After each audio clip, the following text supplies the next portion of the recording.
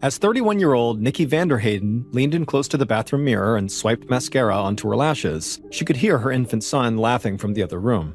She leaned back and peeked out of the doorway into her bedroom, where her boyfriend, 34-year-old Doug Dietrich, was playing peekaboo with their 7-month-old baby. Nikki smiled and then plugged in her curling iron. It had been a long time since she'd gotten dressed up for a big night out. But it was finally Friday, May 20th, 2016, and Nikki and Doug had tickets to see a rock band play at a bar in Green Bay, Wisconsin.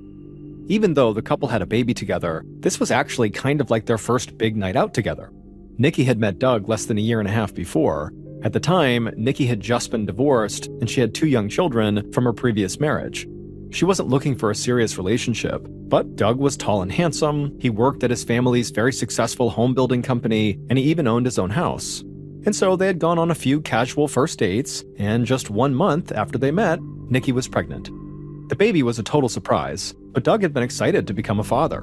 He'd invited Nikki and her 2 children to move into his house, and he took care of all 3 of them during Nikki's pregnancy. And now they felt like a very cohesive and loving family of 5. But as much as Nikki loved her kids, she did really need a break sometimes. For the last 7 months, she felt like her life had really been consumed by caring for her children, working as a substitute teacher, and going to the gym to get back into shape.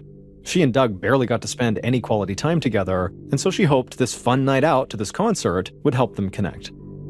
As Nikki wrapped a section of her long blonde hair around the curling iron, she heard the doorbell ring. Doug called to her from the bedroom and said he would go get it. A few moments later, Nikki's friend, Dallas Kennedy, rounded the corner into the bathroom. Dallas was tall and thin with long blonde hair and a lip ring. She'd offered to babysit that night so Nikki and Doug could go to this concert. Dallas asked Nikki where her 2 other children were, and Nikki said that their dad, her ex-husband, had taken them for the weekend, so Dallas would only have to look after the baby. Dallas said that made her job much easier, so that was great. Then Dallas left the bathroom so Doug could show her where to find the diapers and baby bottles and anything else she might need. Nikki finished doing her hair and then walked to her closet. As she did, Doug shouted from the other room that their friend and designated driver for the night, Greg, would be there to pick them up in just a minute. So Nikki quickly chose an outfit, got dressed, grabbed her purse, and rushed out towards the front door. Dallas was standing near the door with the baby, and as Nikki passed them by, she thanked Dallas again for babysitting, she gave her baby boy a kiss on the top of his head, and then she and Doug headed outside. 2 hours later, at 10 p.m., Nikki sat at a table in a neon-lit sports bar called The Watering Hole, watching a man play a drum solo on stage. The room was loud and quite packed, but Nikki had still managed to find a table that was big enough to fit her, Doug, Greg, and a few more of Doug's friends that they had met up with. Everybody was enjoying just chatting loudly over the music, but for Nikki, after spending 7 months basically stuck at home with a newborn baby, all she really wanted to do now was just get up and go dance. Nikki jumped up and skipped over to Doug, who was in the middle of a conversation with Greg, and asked him to dance with her. At first, Doug seemed reluctant, but he got up, took Nikki's hands, and led her out to the dance floor. The music was fast, with lots of percussion and electric guitar, and so Nikki and Doug jumped around until they were both out of breath. Then, Nikki just stopped and stood still and looked up at Doug with a huge smile on her face. Their relationship had really been such a whirlwind that they'd never really been able to let loose like this before. I mean, they barely even dated before Nikki was pregnant. Doug smiled back at Nikki and said he'd get them both another drink, and so he walked towards the bar.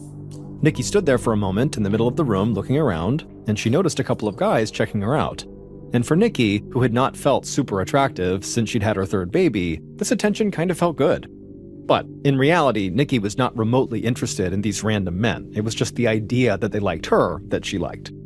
When she turned and saw Doug coming back towards her with a beer in each hand, she felt so lucky to have found such a handsome, caring, awesome guy.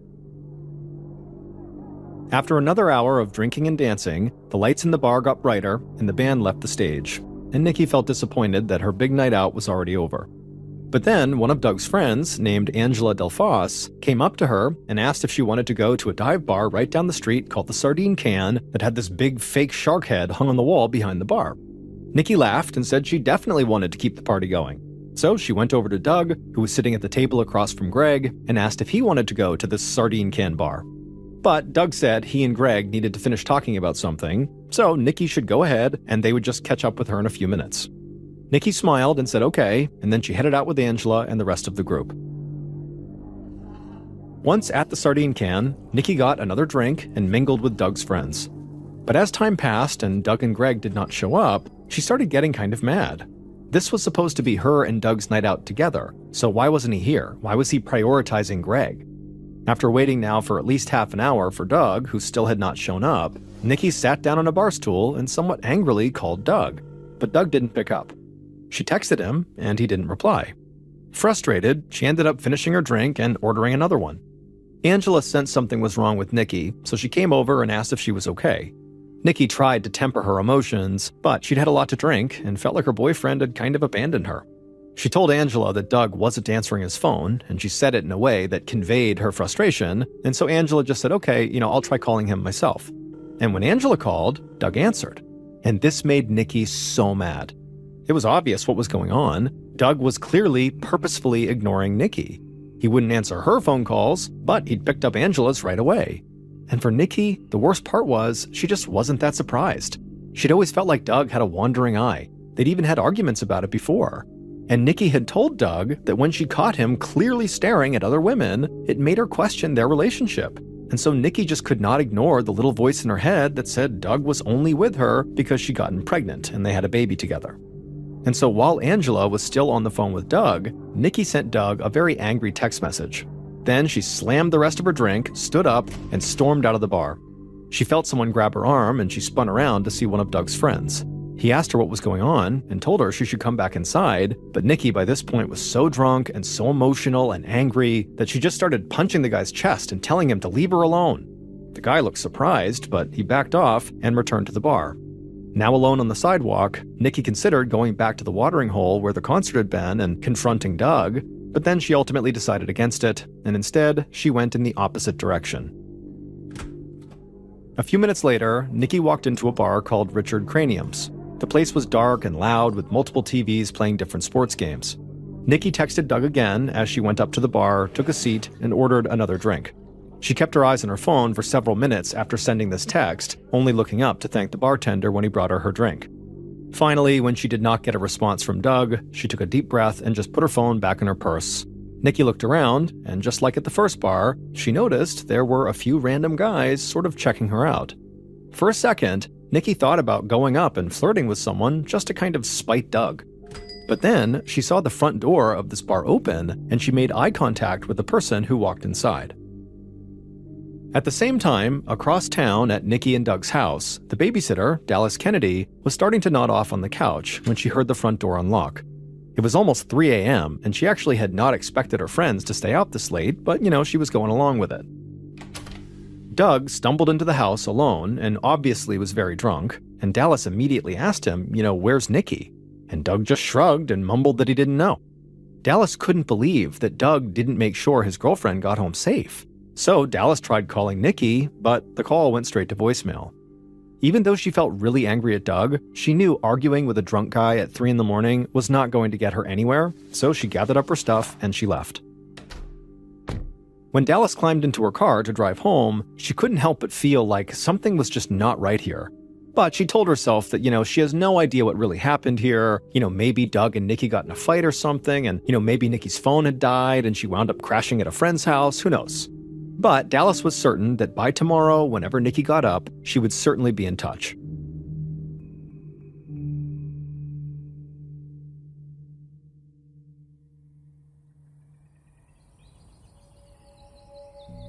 The next morning, a farmer who lived about 2 miles away from where Doug and Nikki's house was, went out to his shed to check on some alfalfa seeds. He put them in water to soak a few hours ago, and now he wanted to see if they were ready to plant. But as he made his way towards the shed, the farmer saw his grandson and his grandson's friend sprinting towards him, and both boys looked absolutely terrified. They stopped in front of the shed, breathing heavily, and the farmer's grandson told him there was a dead body in the field. The farmer was so taken aback, he actually thought the boys might be messing with him. But he trudged out to the field anyway, and from a distance, he saw what he thought was maybe a deer's auburn coat. However, as he got closer, he realized it was obviously not a deer. It was a woman whose blonde hair looked red because it was now caked with blood. The farmer stopped in his tracks. He told the boys to go back home, and then he used his cell phone to call the sheriff's department.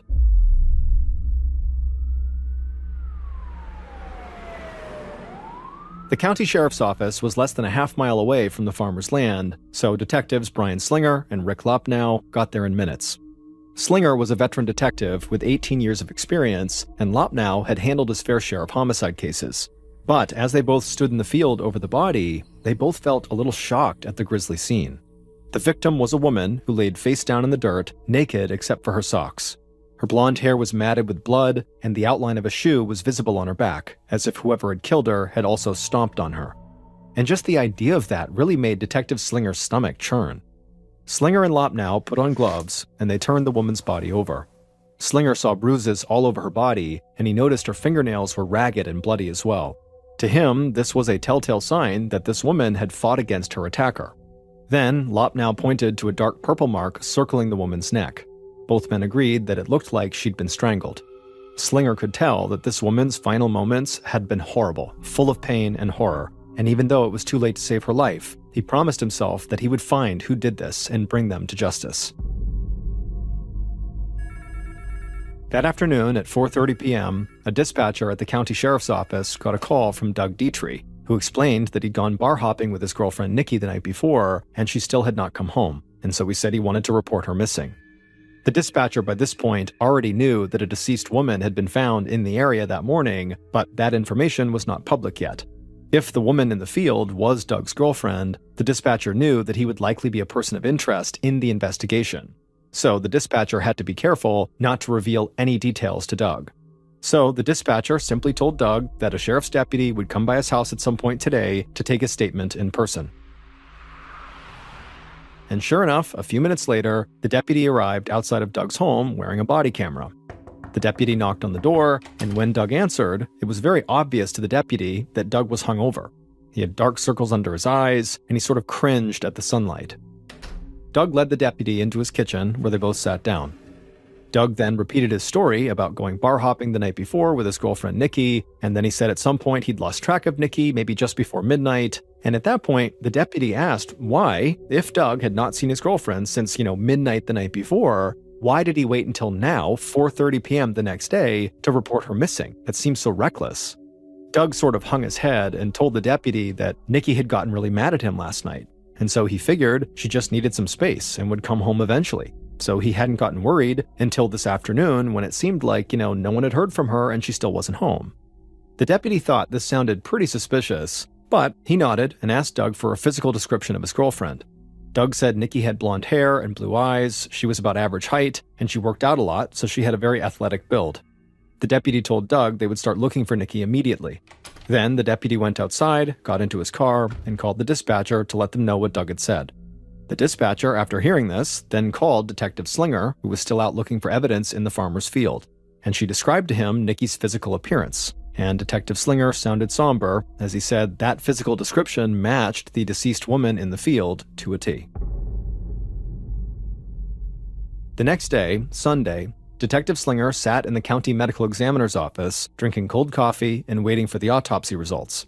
He hoped the medical examiner would find some helpful clues, because so far, a search of the farmer's field had not turned up anything useful. Slinger got a phone call from a patrol deputy, and when Slinger answered, the deputy began speaking a mile a minute. He told Slinger he'd been driving a couple miles away from the field, and right before he was about to merge onto the highway, he noticed something in the grass on the side of the road. And so kind of on a hunch, he pulled his car over to go look around, and he found multiple articles of blood-stained clothing. It looked like someone had tossed the clothes out of their car window right before getting onto the freeway. Slinger's heart raced as he realized this could be their first big break. He told the deputy he'd be right there, then he called his partner, Detective Lopnow, and told him to join him at the scene.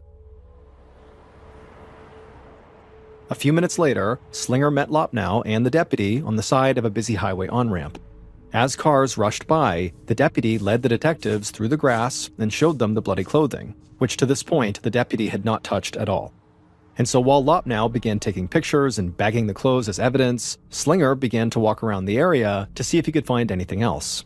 And before long, he stumbled on a purse. The detective put on a pair of gloves, then opened the purse up and looked inside. He saw there was a cell phone inside with a dead battery, and also a photo ID from the Green Bay Public School District for a pretty blonde woman named Nicole Vanderhayden. Slinger already had a strong feeling that the woman they found in the field was Doug's girlfriend Nikki, but now he knew for sure. It had to be her. He brought the purse to his partner, and Lopnow went ahead and packed it into an evidence bag. Lopnow said he would bring everything to the sheriff's office to be cataloged and then sent off to the Wisconsin State Crime Lab for analysis. Meanwhile, Slinger praised the deputy for his sharp eyes and told him what a huge discovery he'd made. Then Slinger jumped into his car and headed back to the medical examiner's office. By the time he got there, the autopsy was complete, and the medical examiner sat down with Slinger to discuss what he found. He told Slinger Nikki had likely died during the early morning of Saturday, May 21st, so just a few hours after Doug claimed he had last seen her. Nikki had suffered 2 potentially fatal injuries, blunt force trauma and ligature strangulation. In other words, whoever killed Nikki had severely beaten her and then used some kind of rope to strangle her. Either one could have killed her. Nikki had also been sexually assaulted, and defensive wounds on her hands showed that she'd fought against her attacker fiercely. Detective Slinger shook his head sadly. On the one hand, it was good that the autopsy revealed so much information, but it was horrible to think about how terrifying Nikki's final moments must have been as she slowly lost the fight for her life. The medical examiner said he'd removed Nikki's socks, and he'd also taken swabs from underneath her fingernails, hoping that between the socks and the swabs, that some or all of those items would contain a DNA profile from Nikki's killer. And he told Slinger he would send all of that to the state crime lab for analysis. Slinger thanked the medical examiner and headed back to the sheriff's office, where he found Detective Lopnow sitting at his desk looking very frustrated. Slinger asked him if everything was okay, and Lopnow said he'd just spoken to a representative from the state crime lab, and they were so backed up that they would only be able to accept a few pieces of evidence at a time. And so not only would the detectives have to pick and choose which items should be examined first, but it could take weeks or even months to get results. Lopnow couldn't believe that these bureaucratic delays could potentially derail their entire investigation. Detective Slinger was disappointed too, but he decided to move forward with old-fashioned detective work while they waited for the crime lab analysis. And that meant talking to literally everybody who'd gone out with Nikki on Friday night. Most importantly, talking to her boyfriend, Doug. On Sunday afternoon, the detective sat in an interview room with Doug, listening to his story about what happened on Friday night. Doug said that he and Nikki had gone to a concert at the Watering Hole, and then Nikki and a few other friends had gone to a different bar called the Sardine Can at 11 p.m. Doug explained that he and his friend Greg had stayed behind to finish their conversation and didn't show up to the Sardine Can until about an hour later, so after midnight. But by the time Doug got to the Sardine Can, Nikki was already gone. His friends told him that she'd left, so he figured she'd gone to a friend's house or something like that. Doug said that he and his friend Greg had stayed at the Sardine Can until 2:15 a.m., and then Greg dropped him off at home. Doug went to bed at 3, woke up at 6:45 to feed his baby, and then slept again until 11 a.m. After that, he stayed home all day waiting for his girlfriend to come home, and then when she didn't, he finally reported her missing at 4:30 that afternoon. Hearing Doug's story, Detective Slinger could not understand why Doug was not more worried when his girlfriend suddenly disappeared during their night out, and that made Slinger very suspicious. After all, Doug's alibi was not exactly airtight. Based on the medical examiner's findings, it was possible that Nikki was murdered after 3 a.m. on Saturday when Doug claimed to be home asleep by himself minus his baby. On top of all that, the detective already knew that Doug was not being completely truthful. Slinger had watched the body cam footage from that deputy who took Doug's missing person statement, and in that video, Doug said that Nikki had gotten really mad at him on Friday night, something Doug was not talking about now in this interview room. So Slinger pressed him about that. Doug admitted that Nikki had gotten really mad at him on Friday night because he had missed a few of her texts and calls, and then he had picked up a call from one of Nikki's friends, and Nikki was aware of that, and so Nikki obviously thought that Doug was ignoring her, but Doug said he really wasn't. It was just a misunderstanding. Detective Slinger was curious about these calls and text messages from Nikki, and so he asked Doug if he'd be willing to let investigators look at his cell phone data, and Doug said sure, and handed over his phone. Slinger left Doug alone in the interview room while he went to his office to review the messages. Starting after 11 p.m. on that Friday night, Nikki sent a string of very angry text messages accusing Doug of lying and cheating on her. She called him an abuser and said, quote, "You hurt me all the time," end quote. Reading this, the detective realized there must be a lot more going on in Doug and Nikki's relationship than met the eye. Slinger scrolled through a few more of Doug's text messages, and he saw that Doug had been messaging his mother about wanting to sell his house and end his relationship with Nikki. Doug told his mom he just was not cut out to be a family man. Sitting there in his office, staring at Doug's phone, the detective couldn't help but wonder, was Nikki just drunk and upset? Or was there truth to her accusations about Doug abusing her? And if Doug felt trapped in this relationship, how far would he go to get out? But before Detective Slinger could do anything else, he had to go tell Doug that Nikki was actually deceased. And so he got up, he went back into the interview room, and he just sat down and told Doug flat out that they were no longer looking for Nikki because she had been found and she was deceased. And Doug immediately broke down, began hyperventilating and crying and sobbing. He was inconsolable. And Detective Slinger just sat there and let Doug cry for a while, and then at some point, Detective Slinger got up and he left the room, unsure if Doug was the best actor in the world or if this was a genuine reaction. Regardless, he knew what he had to do next. Slinger went back to his office and downloaded all the information off of Doug's phone for his records, and then he began drafting a request for a search warrant to search Doug and Nikki's home.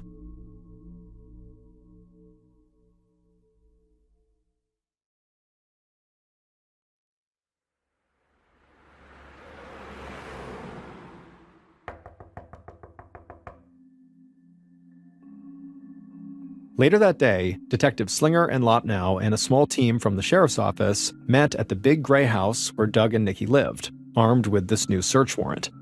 They went inside and pored over every inch of the place. At first, everything seemed very neat and tidy, but then Slinger found a crumpled sweatshirt on the counter in one of the bathrooms. He picked it up and he noticed a few dark red stains on the front. Then Lopnow pointed to the bathroom trash can where 2 wadded-up bloody tissues were clearly visible right on top. The detectives bagged the sweatshirt and tissues as evidence, and just as they were about to leave the bathroom, Slinger noticed more drops of blood on the floor, leading to the shower.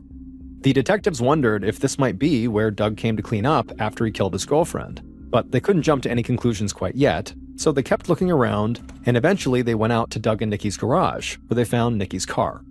Lopnow peered into the car windows and immediately told Slinger to come look in the back seat. Even through the tinted windows, Slinger could easily see at least 2 dark brown stains on the seats, which he thought could be dried blood. He tried to open the door to get a better look, but the car was locked. Slinger began to walk around the car to try each door to see if they were open, but as soon as he crossed behind the vehicle, he just stopped, because right there on the cement floor, he saw a big dried blood stain. Suddenly, Slinger felt like he could see the crime playing out in his mind. He imagined Doug, drunk, coming home from the bar, and Nikki, also drunk, getting there a few minutes later, and then Nikki and Doug must have had some kind of fight in the garage, and the detective figured that Dougie killed her right there, where the big bloodstain was. Then Doug would have put Nikki's body in the backseat of the car, which would explain the bloodstains there, before dumping her body in that field and then disposing of her clothes and purse on the side of the road. After that, Doug must have come home and cleaned up in the bathroom, where they found the bloody sweatshirt and tissues. But Slinger knew this theory left one key question unanswered. How did Nikki get home from the bar? She didn't have her car that night, and the area where she and Doug went bar hopping was more than 12 miles away. And if Doug was telling the truth about coming home without her, then somebody else must have driven her there. Just then, the detectives heard someone pounding on the front door. They went through the house, opened up the door, and saw an older man standing on the porch looking totally freaked out. He held 2 pieces of a broken phone charger up in the air. Slinger asked the man what was going on, and he said he'd been mowing his lawn, which was just next door, when his mower had hit something and malfunctioned. He turned off the mower and flipped it over, and wrapped around the blades was this phone charger. But as he worked the cord out of his lawnmower, he realized there was some sticky red liquid on it that came off onto his hands, and when he smelled the red liquid, it had that coppery scent of blood. The neighbor said he knew the police were investigating Nikki's disappearance, and he wondered if maybe this phone charger could be some kind of evidence. The detectives asked the man to show them exactly where he'd been when the cord stopped his lawnmower, and the neighbor led them to the line right between his yard and Doug and Nikki's yard. The detectives began looking around in that area, and in the green grass, they noticed there were a few chunks of blonde hair. Then Lopnow pointed out 3 medium-sized bloodstains on the curb. Clearly, Slinger thought, his earlier theory had been wrong. Nikki had not been murdered in the garage, she'd been killed right there in the street in the middle of the night, and Slinger felt sure the killer had used that phone charger to strangle her. The detectives thanked the neighbor, then they took the phone charger and also the hair in the yard as evidence, and they took pictures and swabs of the bloodstains in the car, garage, and on the curb. They would ship all of it to the state crime lab for analysis as soon as possible. But even before those results came back, Detective Slinger felt like they already had probable cause to arrest Doug and at least hold him in jail. So they got an arrest warrant, and officers brought Doug into custody on Monday, May 23rd, just 2 days after Nikki's murder. Handcuffed in the back of a police cruiser, Doug cried and wailed and hyperventilated and told officers that they really had all of this wrong. But Detective Slinger didn't think so. All he had to do now was wait for the crime lab analysis to prove it. Over the next few weeks, results from the backlogged state crime lab slowly trickled in. And then, in early June, Detective Slinger got a call from an analyst at the lab who said they had just made a huge discovery. They'd found a partial male DNA profile on Nikki's body, and the same partial profile had been found on that phone charger that they all assumed at this point was used to strangle Nikki. Slinger was ecstatic. He knew a partial profile could not actually be used to definitively link a suspect to a crime, but it was enough evidence to rule suspects out. He figured if this partial profile matched Doug's DNA, well, that was just one more reason to really feel certain that Doug was guilty. So the detective got a DNA sample from Doug, who was still being held in the county jail, and they sent it to be compared with this partial profile. And when Slinger got the results, he was shocked to see that Doug's DNA was actually not a match. To Detective Slinger, this didn't make any sense. There was blood all over Doug's house and yard, and yet the DNA analysis showed that a completely different man had grappled with Nikki in the moments leading up to her death.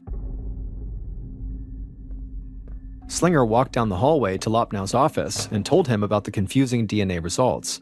The detectives talked through the timeline they'd made of Nikki's final hours to see if there was maybe some other man in the mix that they could have missed. And that's when they realized something they'd glossed over. On Friday night, when Nikki and her friends went to the second bar, Doug stayed behind at the first bar with one other person, his friend Greg, the designated driver who picked Nikki and Doug up and who was supposed to take them both home. And so Slinger wondered if maybe Greg could have been Doug's co-conspirator. Maybe he was the one who drove Nikki home, and maybe he helped Doug pull off the crime. But that was only speculation. Right now, the sheriff's office didn't have any proof. They did have multiple bloodstains from in and around Doug's house, but they were still waiting for more results from the crime lab to know whose blood it was. And Lopnow said they couldn't keep holding Doug in jail much longer because Doug's DNA was not on Nikki's body. Slinger knew his partner was right. Much to his disappointment, Doug was released from jail on June 10th, almost 3 weeks after Nikki's murder. 10 more weeks would pass with no breakthroughs, and every day, Detective Slinger felt haunted by the knowledge that a killer was right now walking free. Then, in August, 3 months after Nikki's death, the detective got another call from the state crime lab. They'd found a male DNA profile on one of Nikki's socks, and this profile was complete. Slinger submitted the profile to the FBI's National DNA Database, and right away he got a match. Finally, after months of investigation, he knew beyond a shadow of a doubt who the murderer was.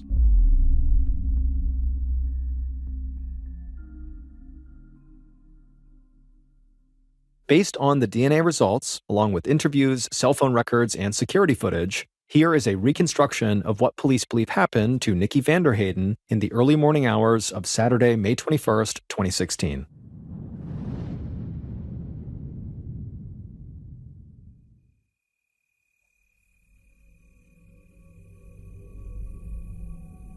Just after midnight, the killer strode down the sidewalk in downtown Green Bay, then entered a bar called Richard Cranium's.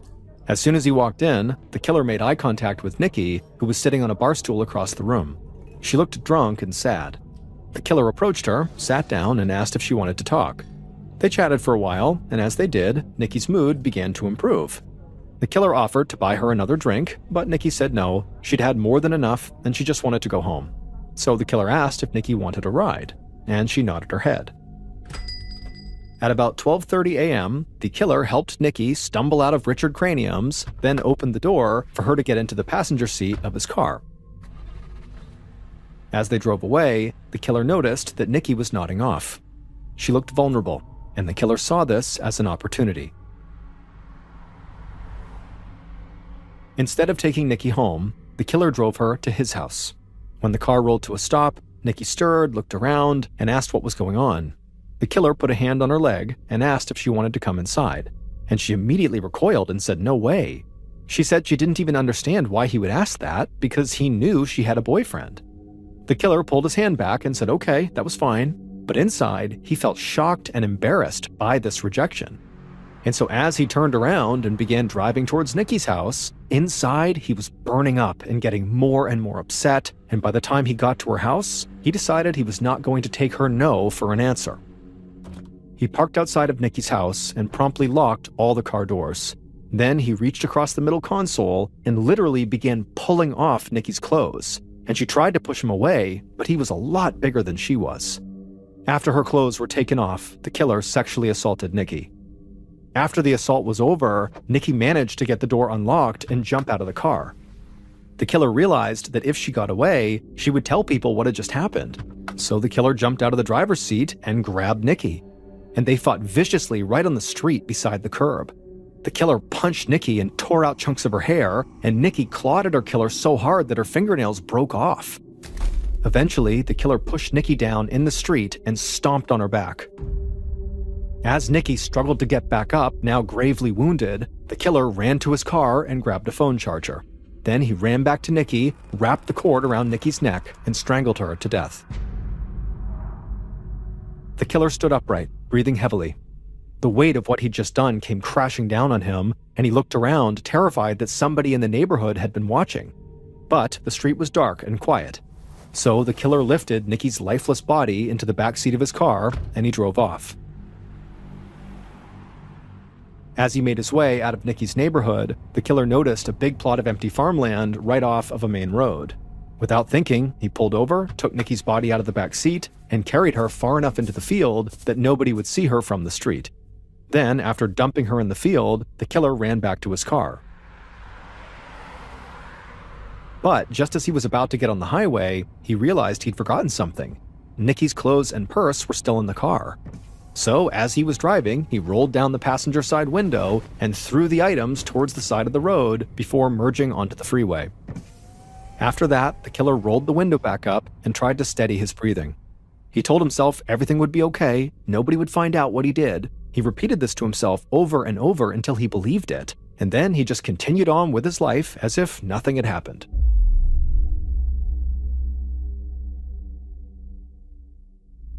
But 3 months later, in August of 2016, the state crime lab finally found the killer's DNA on one of Nikki's socks.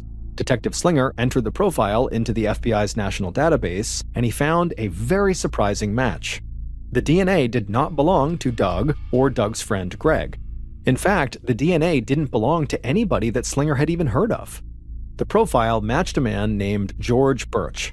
Police would eventually learn that George was 38 years old, he was 6 foot 7 inches tall, and he had moved to Green Bay from Virginia just 2 months before Nikki's murder. Through national law enforcement records, Detective Slinger discovered that George had a long criminal history, including charges for burglary, possession of a concealed weapon by a felon, drunk driving, and grand larceny. He'd also been investigated by the Green Bay Police Department for potential involvement in a hit-and-run accident in June of 2016. As part of their investigation, the Green Bay Police accessed all of George's cell phone records, including text messages and internet browsing history.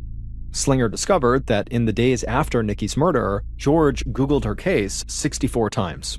On top of that, GPS data from George's phone gave detectives a map of his movements on the night Nikki was killed. George entered Richard Cranium's bar just after midnight. He left at about 12:30 a.m. and then drove to his house, then Nikki's house, then the field where Nikki's body was found, and finally to the road where her clothes and purse were discovered.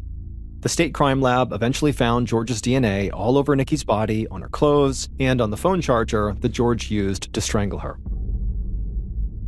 The evidence against Nikki's boyfriend, Doug, did seem strong, especially all that blood, but the lab analysis showed that it was misleading. It turned out the bloody sweatshirt and tissues in Doug and Nikki's bathroom belonged to Nikki's sister, who'd had a nosebleed. The stains in Nikki's car were blood, but the lab determined it came from one of her older kids. And the big dried puddle in the garage, well, it wasn't even human blood. It was actually turkey blood because Doug had gone hunting and killed a turkey. And so, of course, this turn in the case was not what the detectives had expected, but the evidence against George was overwhelming. And so, George was arrested and Doug was fully exonerated.